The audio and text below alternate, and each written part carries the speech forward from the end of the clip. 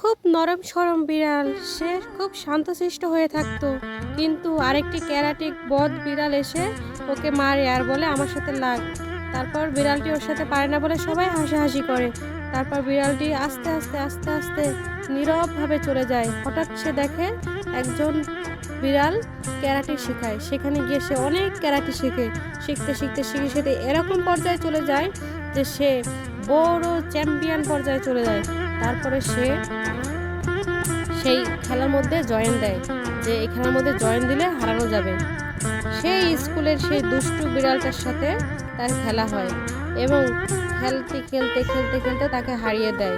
তারপর আরেকটা বিড়ালের সাথে ওর খেলা হয়।